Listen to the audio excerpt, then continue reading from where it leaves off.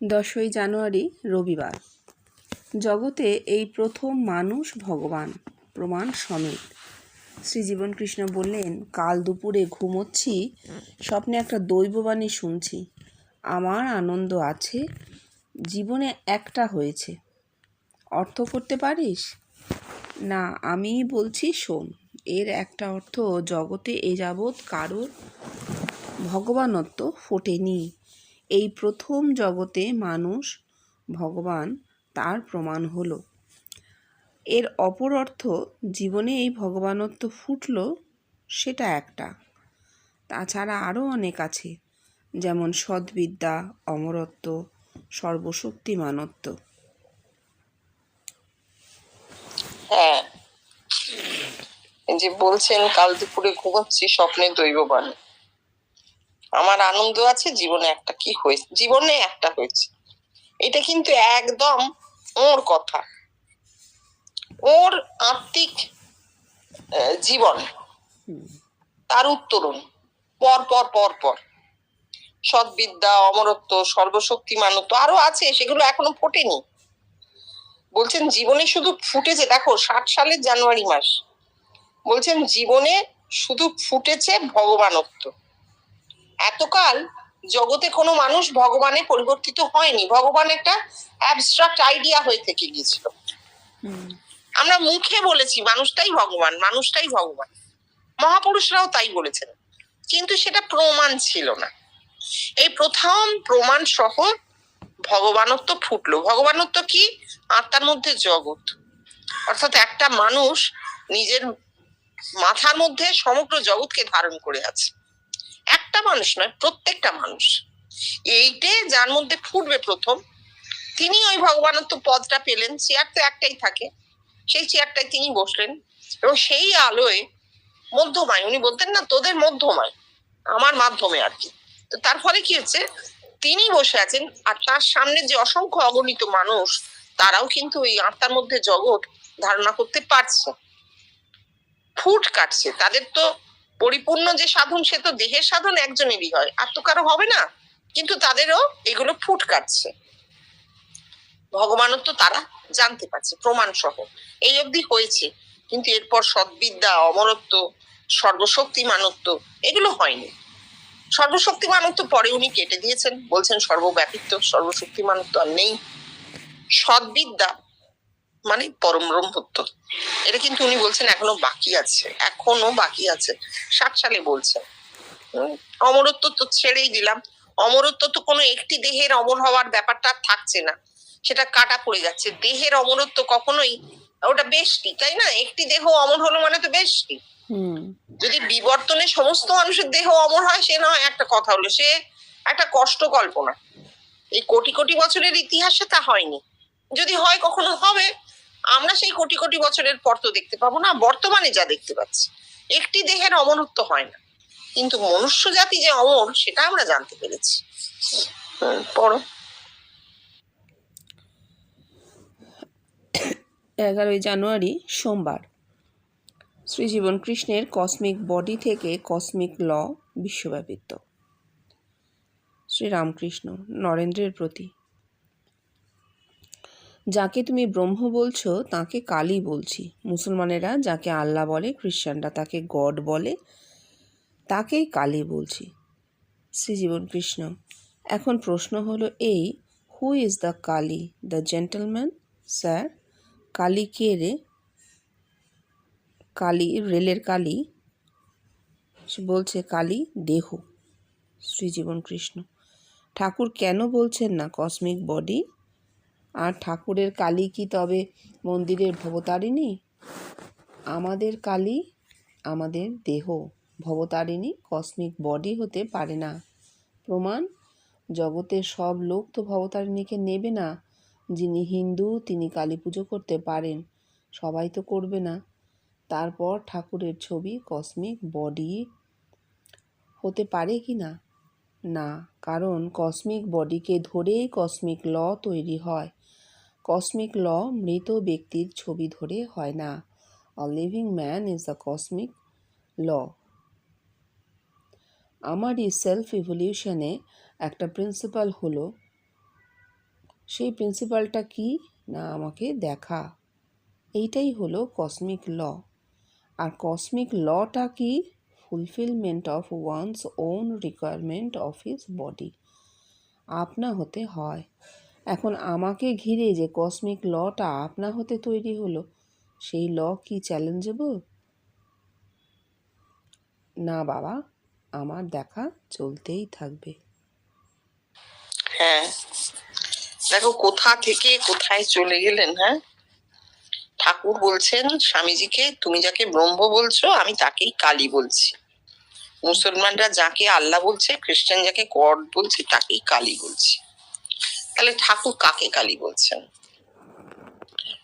ঠাকুর বলতে চাইছেন তোমরা ভগবানকে যে নামে ডাকো আমি সে নামে ডাকি না, কিন্তু যে নামেই ডাকো না কেন সেই এক ভগবানকেই আমরা ডাকছি। আমি কালী বলছি, তুমি ব্রহ্ম বলছো, খ্রিস্টান আল্লাহ বলছে, এই খ্রিস্টান গড বলছে, মুসলমান আল্লাহ বলছে, কিন্তু সেই এক ভগবানের উদ্দেশ্যে।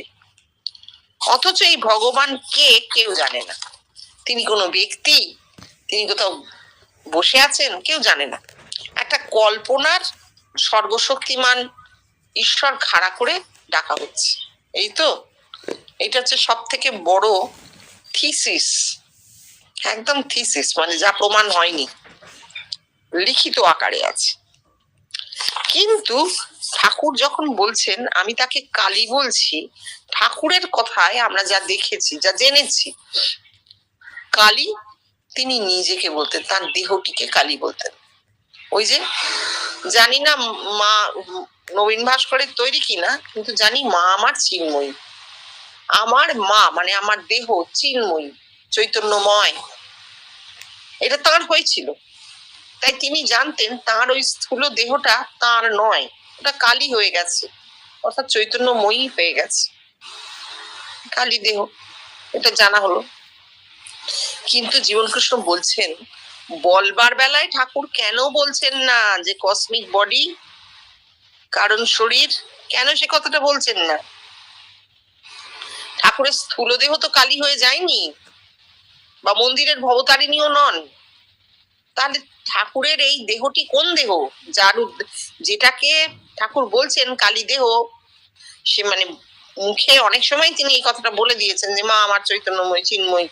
তাহলে আমি বলি না, মা বলেন, মা ভেতরে আছেন, এত যে বলছেন, তাহলে সেটা তিনি তার স্থূল দেহকে বলছেন না, কারণ শরীরকে বলছেন। তাহলে ঠাকুর কেন বলছেন না যে আমার কারণ শরীরই কালী?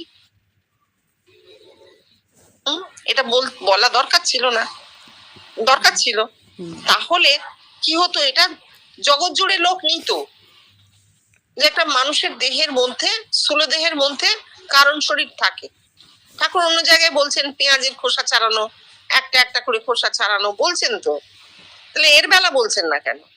এখানে তো বলা দরকার ছিল যে এই ওপরের খোসাটা, এটা পেঁয়াজের লাল খোসাটা আমার এই ওপরের দেহ, এইটা ছাড়ালে ভেতরে কারণ শরীর আছে। তাহলে প্রত্যেকটা মানুষেরই দেহ আছে, প্রত্যেকটা মানুষেরই ওই লাল খোসাটা তার স্থূল দেহ, এবং ছাড়ালে ভেতরে সূক্ষ্ম কারণ সবই আছে। তাহলে জিনিসটা কি হতো, সবার জন্য প্রযোজ্য, তাই না? সর্বজনের হতো, সর্বজনীন হতো জিনিসটা। কিন্তু ওটা আটকে গেল, যে ঠাকুর বললেন না, আটকে গেল। সবাই কি করলো, ভবতারিণীকে পুজো দিতে যায়, তিনি হিন্দু, তিনি কালী পুজো করেন। এই যে পর পর পর পর গণ্ডির মধ্যে বাঁধা হয়ে গেল জিনিসটা, ছাড়তে পারলো না। কিন্তু ঠাকুর যদি বলতেন যে আমার কারণ শরীর, তাহলেই হয়ে যেত। এইবার জীবনকৃষ্ণ বলছেন যে ঠাকুরের ছবি কসমিক বডি হতে পারে কিনা। না, না পারে না।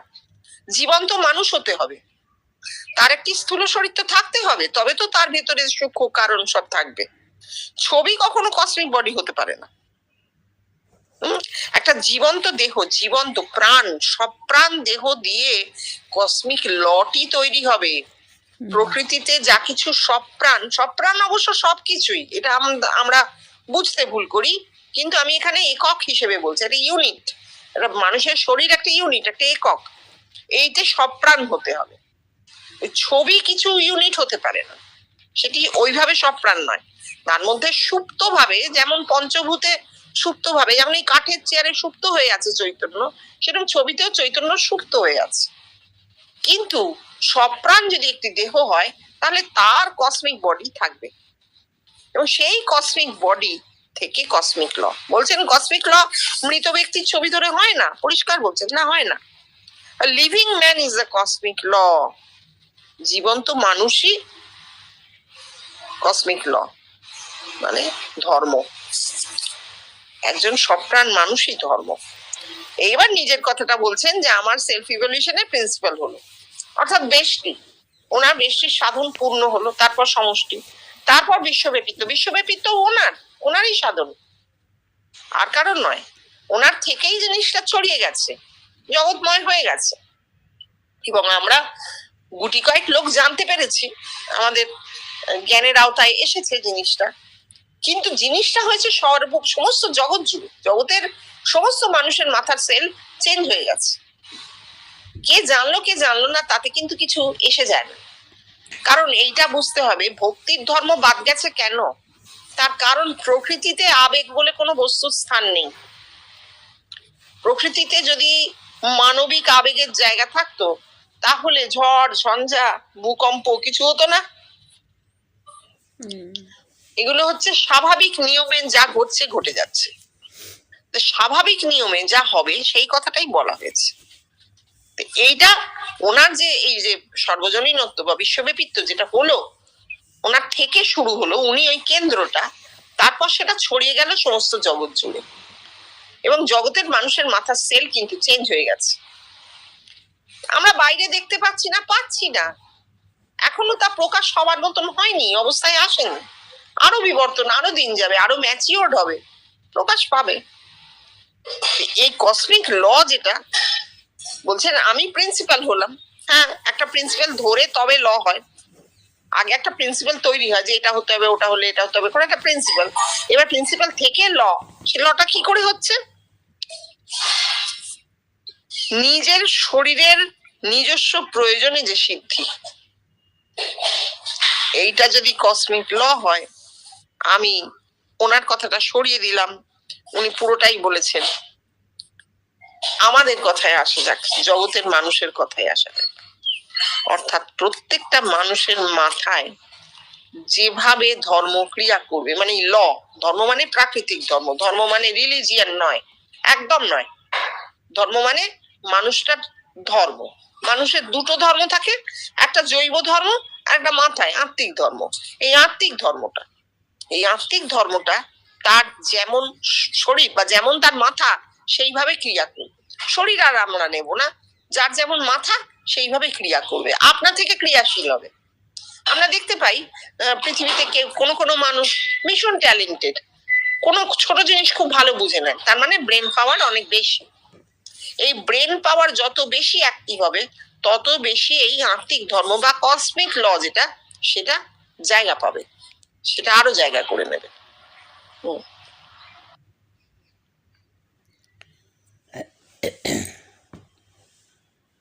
12ই জানুয়ারি, মঙ্গলবার।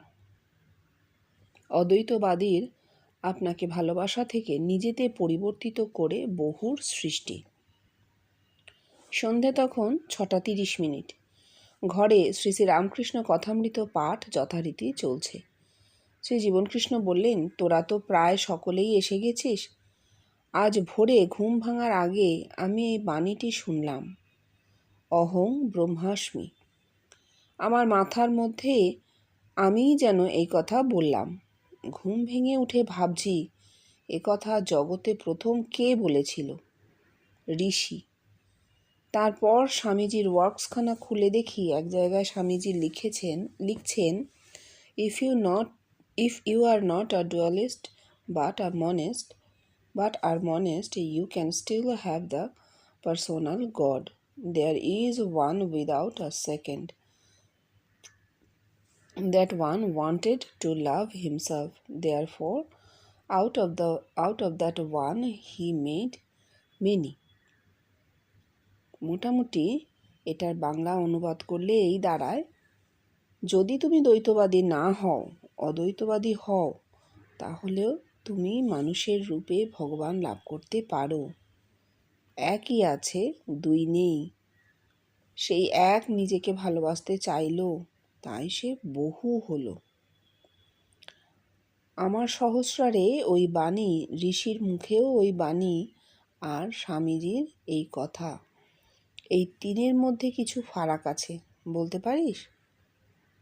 হিরু, ঋষির মুখের কথা প্রমাণহীন, স্বামীজির কথা মিড ইন্টালেকচুয়ালিজম, আর আপনি শুনছেন আপনার বাণী নিজের মধ্যেই। আপনি তো আর জগতের মানুষকে বলতে যাননি, তাই আপনারটাই আমরা প্রমাণ দিলাম আপনাকে আমাদের মধ্যে দেখে। এই সত্য। শ্রী জীবনকৃষ্ণ কিছুক্ষণ নীরব থেকে বললেন, আচ্ছা বলতে পারিস জগতে মানুষ সব থেকে বেশি কাকে ভালোবাসে? খানিকক্ষণ নীরব থেকে সে নিজেকে যত বেশি ভালোবাসে তার চেয়ে অপর আর কাউকে না। আমি নিজেকে ভালোবাসি, তাই জগতের মানুষকে আমি আত্মসাৎ করলাম, অর্থাৎ আমাতে পরিবর্তিত করে নিলাম। আর নিচ্ছি যে সেই প্রমাণ তোরা দিচ্ছিস, তখন আমি দেখছি আমি একাই আছি আর কেউ নেই। এসব কথা আত্মিক জগতের। হ্যাঁ, আসলে এই যে উনি দৈববাণী শুনেছেন, এটা খুব 12ই জানুয়ারি, ভোরে ঘুম ভাঙার সময় দেখছেন অহম ব্রহ্মাস্মি বাণী হচ্ছে। 12ই জানুয়ারি বিবেকানন্দের জন্মদিবস। মানুষের মাথায় অবচেতনে এগুলো থাকে। তিনি তারপরে কিন্তু স্বামীজির ওয়ার্ডস খুলছেন, খুলে দেখছেন কি লেখা, যে যদি তুমি দ্বৈতবাদী না হও, অদ্বৈতবাদী হও, তাহলে তুমি মানুষের রূপে ভগবান লাভ করতে পারো। একই আছে, দুই নেই। সেই এক নিজেকে ভালোবাসতে চাইলো, তাই সে বহু হলো। এই পরের লাইনটা বেদের কথা। একং সৎ বিপ্রা বহুধা বদন্তি। ব্রহ্ম নিজের আনন্দে নিজে বহু হলেন, আনন্দ রূপম যদ বিভাতি। একদম বেদ উপনিষদের কথা, সেটাই স্বামীজি সরল করে বলে দিয়েছেন। তো অহম ব্রহ্মাস্মি শুনে উনি স্বামীজির রচনাবলী খুললেন কেন? 60 সাল, আবার বলছি 60 সাল, পয়েন্ট অফ ইউনিয়ন। তার মাথায় তখন অদ্বৈত ছাড়া আর কিন্তু কিছু নেই। সেই জন্য তিনি খুলে দেখলেন এবং দৈববাণীও শুনলেন, অহম ব্রহ্মাস্মি, আমি ব্রহ্ম। সেটা সব মানুষের ক্ষেত্রেই, সবাই অহম ব্রহ্মাস্মি বলতে পারছে না কেন? কারণ দেহ সত্তাটি প্রবল। ব্রহ্ম সত্তা প্রবল হলে প্রত্যেকটা মানুষ বলতো আমি ব্রহ্ম। এইবার উনি বলছেন আমার সহস্রের বাণী, ঋষির মুখেও বাণী, স্বামীজিরও এই কথা। কি ফারাক বলতে পারিস? এইবার হিরুবাবুর কথা। এরা খুব সঙ্গ করেছেন জীবন কৃষ্ণের, দিনে রাতে দুপুরে, মানে কি যে সঙ্গ করেছেন বলার নয়। এবং এই সঙ্গ করার ফলে কি হয়েছে, দিনের পর দিন তারা জীবন কৃষ্ণের মুখের কথাগুলো শুনেছেন। কি বলছেন উনি? হিরুবাবু যা বলছেন, হ্যাঁ খুব সুন্দর করে গুছিয়ে বলেছেন, কিন্তু এ একদম জীবন কৃষ্ণের কথা। এটা ওর কথা তো আমি ভাবতে পারছি না। যে মেয়ার ইন্টেলেকচুয়ালিজম স্বামীজি, এটা জীবন কৃষ্ণ নিজে বলতেন। কারণ স্বামীজির ক্ষেত্রে যদি ঘটনাটা ঘটতো, যদি সকলের ব্রহ্মত্ব ঘটে যেত, তাহলে সেটা দেখতে পাওয়া যেত। ঘটেনি, তার দুটো কারণ। বাইরের কারণটাই আসল, যে স্বাধীনতা ছিল না, আমাদের দেশ পরাধীন ছিল। আর আমরা ভুলে গেলে চলবে না, স্বামীজি কিন্তু স্বাধীনতার পক্ষে ছিলেন। এবং সেই সময় সমস্ত বাঙালি সশস্ত্র বিপ্লবীদের মাথার কাছে বিবেকানন্দ রচনাবলী থাকতো।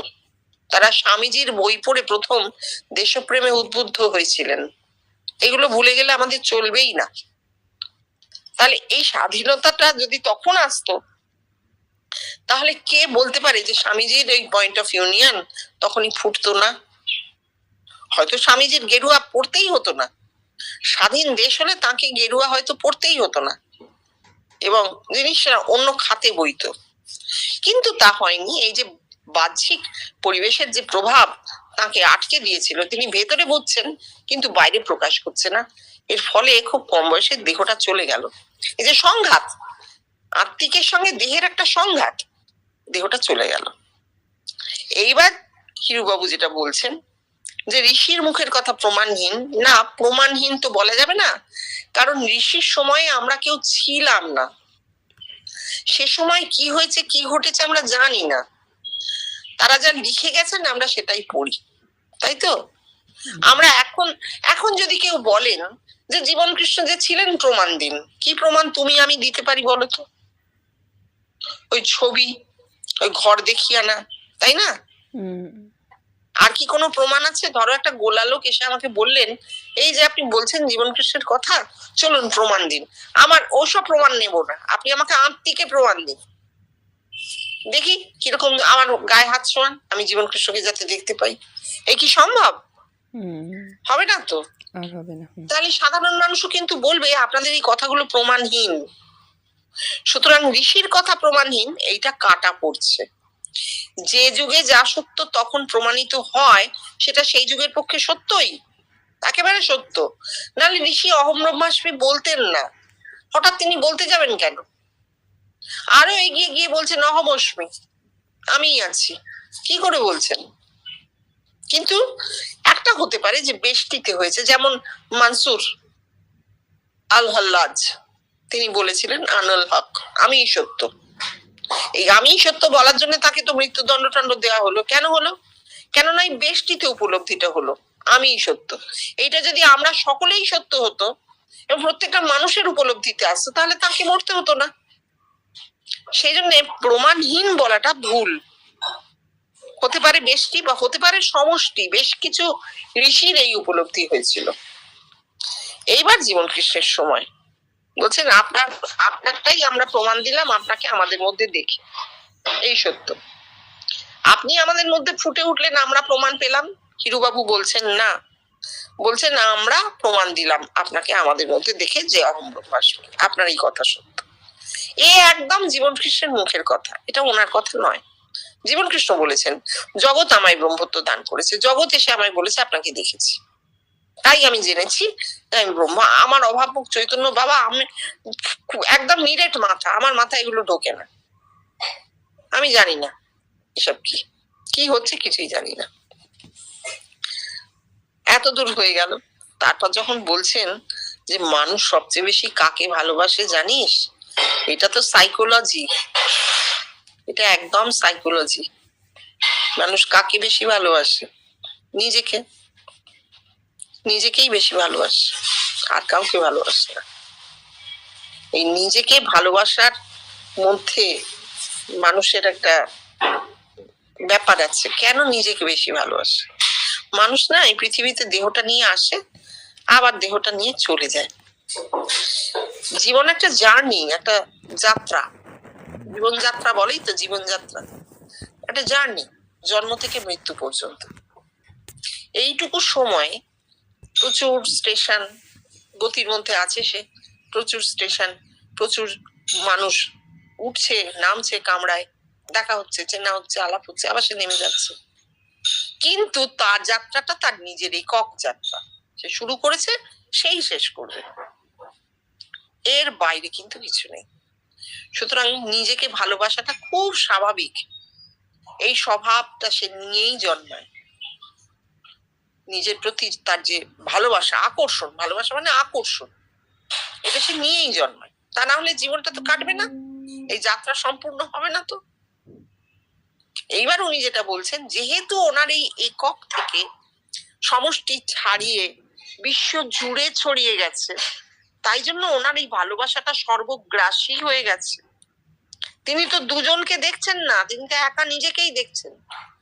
জগৎ জোড়া হয়ে গেছে, জগৎময় অস্তিত্ব। তাই বাইরের মানুষ ভাবছে উনি আত্মসাৎ করলেন, আমি যে তোকে গ্রাস করেছি, উনি বলছেন।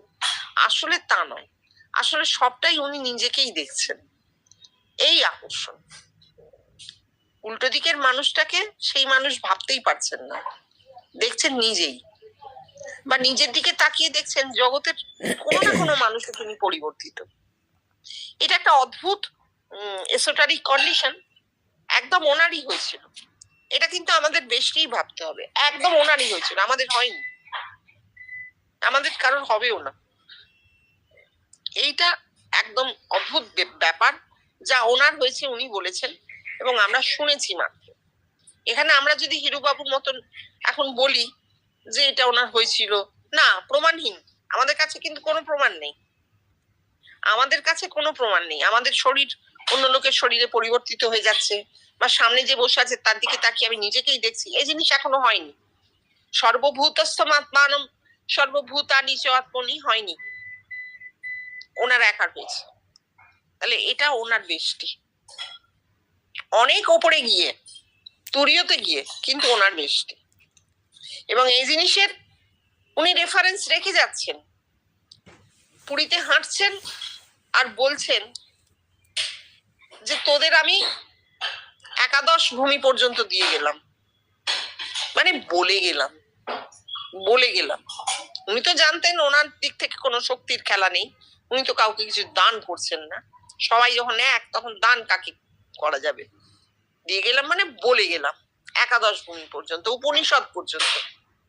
তারও পরে অনেক কথা আছে, তোরা নিতে পারবি না। তাই এর মধ্যে কি নেতিবাচক কথা আছে? তোরা নিতে পারবি না? না, তোরা নিতে পারবি না। তার কারণ ওই ব্রেন ডেভেলপ করেনি। ইভলিউশনের যে স্টেজে আমরা দাঁড়িয়ে আছি, সেই স্টেজে এই পর্যন্তই কথা থাকবে। আবার নতুন জীবন আসবে, নতুন প্রজন্ম, সময় এগিয়ে যাবে, পৃথিবীর বুকে আরো নতুন মানুষ জন্মাবে, তাদের মাথা আরো এগিয়ে থাকবে, আরো স্তর সেখানে খুলবে। বেষ্টি তো নেই আর। আমার কেন হচ্ছে না বলে কাঁদলে হবে না। আমার যত পর্যন্ত হবার তত পর্যন্ত হয়েছে।